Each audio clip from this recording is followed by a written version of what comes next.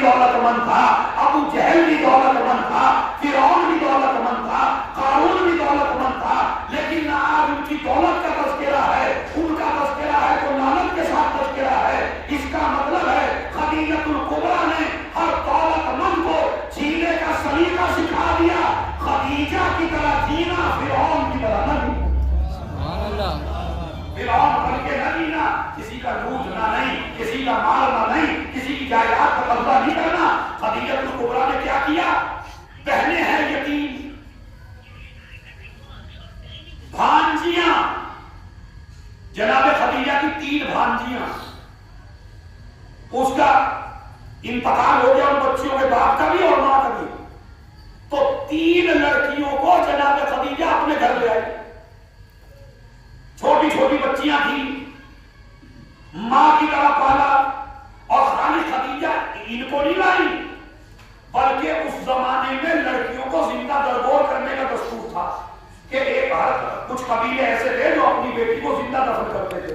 خدیجہ کی طرف سے باقاعدہ کئی مزدور ارینج کیے جناب خدیجہ نے، اور یہ کہا تمہارا کوئی کام نہیں، جنگلوں میں پھرا کرو تم۔ سارے مزدور جنگل میں جاتے تھے، ان کے ہاتھ میں جناب خدیجہ پیسہ دیتی تھی، اور پیسہ دے کے کہتی تھی اگر کوئی باپ جنگل میں اپنی بیٹی کو دفن کرتا ہوا مل جائے تو اسے پیسہ دے دینا، بیٹی لے لینا، پیسہ دے دینا، بیٹی لے لینا۔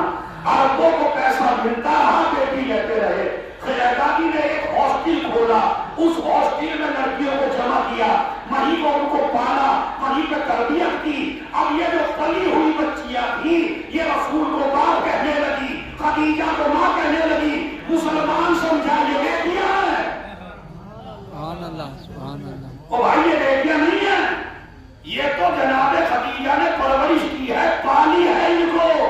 اور اب اگر تم کو اندازہ لگانا ہو کہ پالی ہوئی کون ہے اور اصلی کون ہے تو اس سے اندازہ لگا لیجیے، اگر ساری بیٹیوں کی تعظیم کو بھجائے رسول تو یہ بھی اصلی ہے، اور اگر تعظیم صرف فاطمہ کی کرے سبحان اللہ، سبحان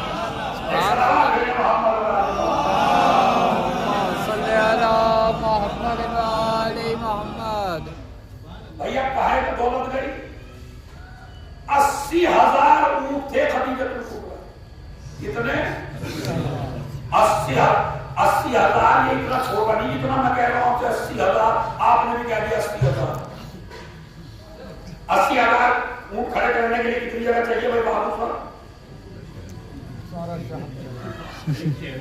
کیونکہ اونٹ گاڑیوں کی طرح ملا کے تو اونٹ کھڑا نہیں ہوتا،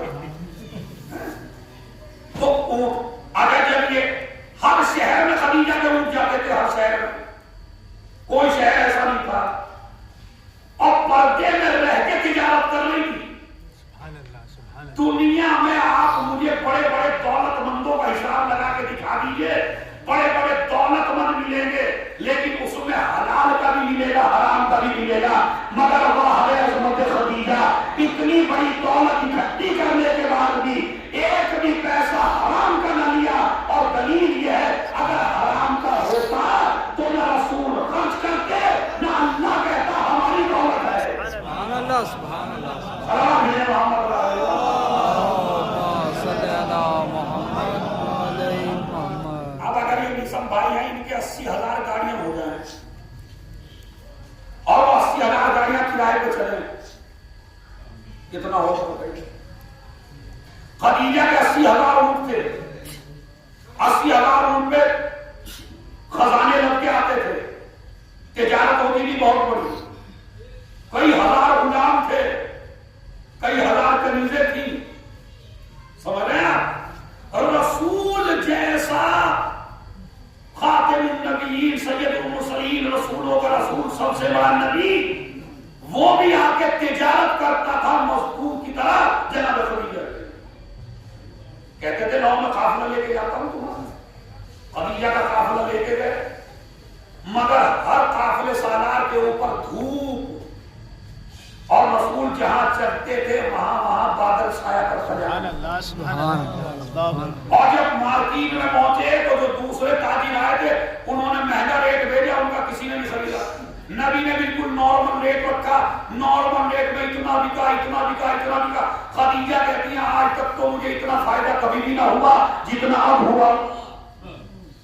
اور اس کے بعد نبی کریم کے حسن اخلاق کو دیکھا، کردار کو دیکھا، سیرت کو دیکھا اور کہا دیکھیں رشتہ کرانے کا سوال، یہ جو آپ رشتہ کراتے ہیں ایک لڑکی کا ایک لڑکی کا، اس کا بہت زیادہ جو سوال.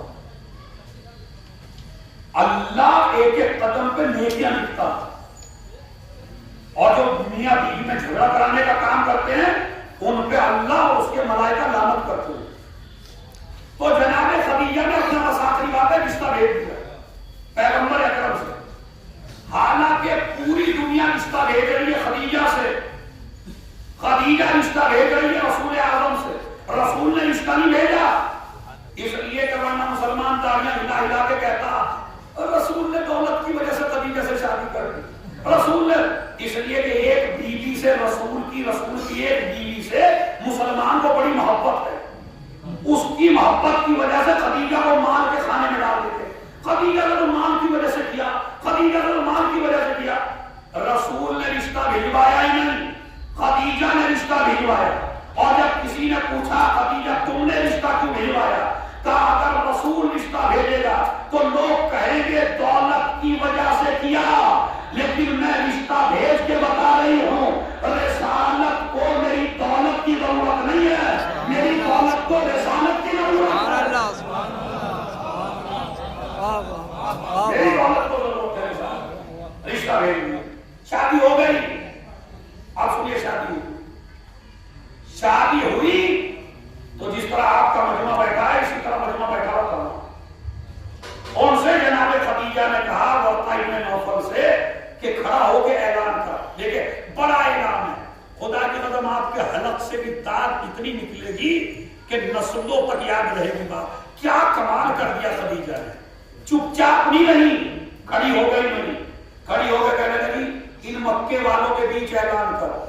کائے کا اعلان کرو، کا اعلان کر میرے سارے غلام، میری ساری کنیزیں، میری ساری زمین، میری ساری جائیداد، میرے سارے گھوڑے، میرے سارے خزانے، میں محمد کی کنیز ہوں، میں سارا ہیبا کرتی ہوں محمد مصطفیٰ کو. آج کے بعد سے میں مالک نہیں ہوں، سبحان اللہ، آج سے محمد مصطفیٰ مالک ہیں، تاکہ دنیا تانا نہ دے